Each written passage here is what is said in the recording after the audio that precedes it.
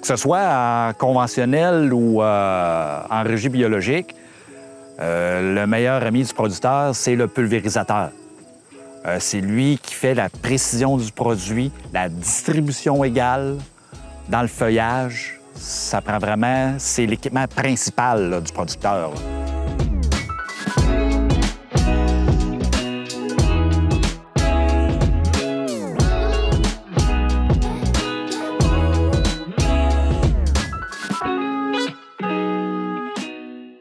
Quand on parle de production fruitière intégrée, puis on choisit des matières actives qui sont plus douces pour l'environnement, la méthode d'application, elle, n'a jamais fait l'objet de toute notre attention. Maintenant, on est rendu là, il faut un équipement qui est adapté à nos nouveaux vergers, qui nous permet d'appliquer juste ce qui est nécessaire et pas plus. À mesure qu'on a adopté des porte-greffes nanisants, des arbres plus petits, les pommiers se sont densifiés, sont devenus beaucoup plus petits, mais les pulvérisateurs sont restés les mêmes. Il faut s'adapter à ce qu'on veut pulvériser. Alors, si on a besoin d'atteindre une cime qui est très élevée, bien, ça prend de la puissance puis des jets qui sont orientés vers le haut des arbres. Mais si les arbres sont plus petits, tout ce qui dépasse l'arbre est perdu. La bouillie pulvérisée doit atteindre l'arbre, non pas le sol puis le village suivant. Un pulvérisateur axial, c'est un pulvérisateur qui va jeter de la bouillie sur tout un arc de cercle. Alors, dans l'angle le plus élevé, bien, j'envoie de la bouillie jusqu'au village suivant. Ce que je veux, c'est modifier l'architecture du pulvérisateur pour que l'angle d'attaque soit le plus horizontal possible. Puis là, à ce moment-là, la bouillie va rester, elle n'ira pas trop haut. Puis ensuite, on va réduire la quantité d'air qui est soufflée pour que la bouillie reste dans la rangée. Elle n'est pas plus loin que la rangée. Si on faisait une colonne des avantages et des inconvénients des petites gouttelettes puis des méthodes traditionnelles, les petites gouttelettes, elles peuvent dériver. Si on maîtrise la quantité d'air soufflé, là, on augmente notre couverture avec les petites gouttelettes. Si on applique moins de bouillie à l'hectare, ça prend moins de temps à remplir. L'énergie utilisée pour souffler la bouillie est moindre. La liste des avantages est longue, puis il y avait seulement un désavantage potentiel, mais c'est la clé. Il faut maîtriser la quantité d'air soufflé pour ne pas avoir de dérive. Alors, une fois qu'on a maîtrisé la quantité d'air qu'on souffle, bien là, on pouvait revenir aux petites gouttelettes et tous les avantages des petites gouttelettes.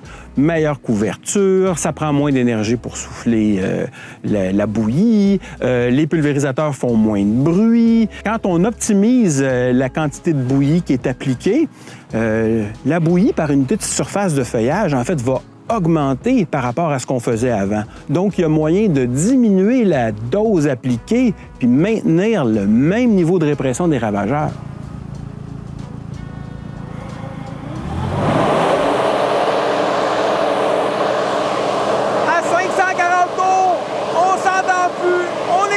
De parler, on entend le pulvérisateur jusqu'au troisième voisin.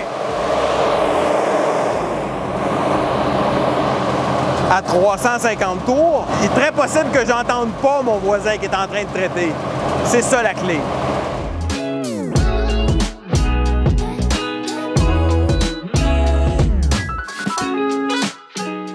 On est toujours prêt à chercher des solutions pour réduire les pesticides, l'utilisation, la dérive, augmenter l'efficacité de l'utilisation des pesticides.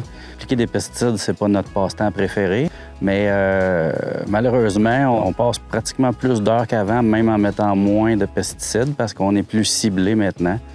Moi, je viens chez Eric depuis 2012. Je l'ai suivi en phytoprotection quelques années, puis maintenant, c'est plus en régie de culture des pommiers que je l'accompagne. Bien, les avantages de ce pulvérisateur-là, c'est de gagner du temps. Deuxième avantage, c'est aussi de permettre une couverture beaucoup plus uniforme, réduire la perte de pesticides dans l'environnement. On va vraiment traiter l'arbre en question quand c'est bien aussi calibré. On gagne en vitesse, on va se remplir moins souvent, donc aussi on réduit le temps d'exposition des travailleurs aux pesticides, ce qui est un atout qui est quand même majeur.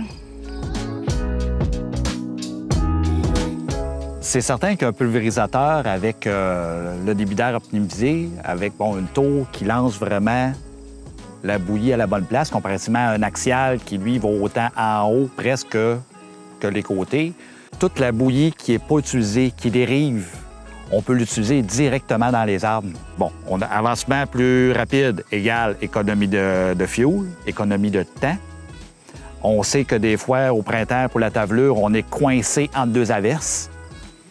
Moi, dans mon cas, j'ai regagné presque entre 25 et 30 de temps. Il y a aussi la réduction de la bouillie. En tant que tel, moins de retour au puits pour se recharger, moins de perte de temps. Avec mon pulvé que j'avais modifié moi-même, j'avais descendu à 285 litres à l'hectare.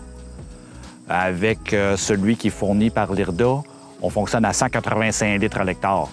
Mais ce qui est plaisant de travailler avec ça, c'est aussi la précision. On charge pour traiter 5 hectares ou 10 hectares. On sait que ça prend 185 litres à l'hectare. Fait qu'on fait 5 fois 185.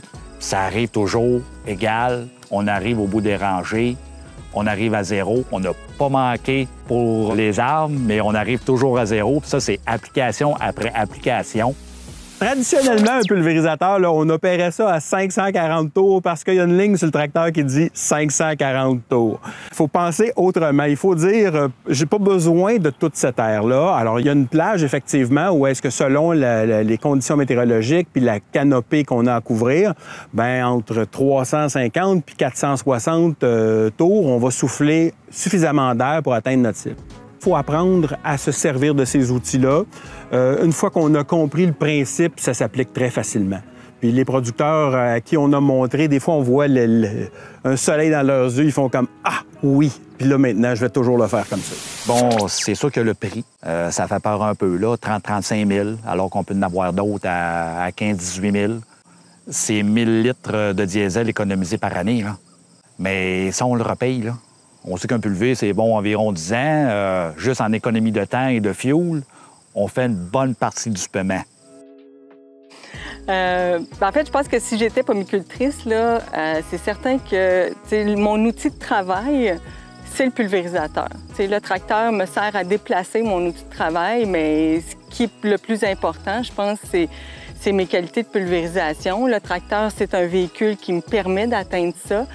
Un niveau de bruit qui est moindre, moins de dérives, puis d'avoir quelque chose d'efficace aussi là, qui me permet d'avancer plus rapidement, de faire mes pulvérisations plus rapidement. C'est sûr que c'est le pulvérisateur, c'est pas le tracteur sur lequel je dois miser. Là. Bien appliquer nos produits, ça devrait être le premier geste. Avant même de penser à s'acheter un sécateur pour aller tailler le printemps, t'as beau faire des super de beaux arbres, mais si les applications sont mal faites, la récolte, on l'oublie, là.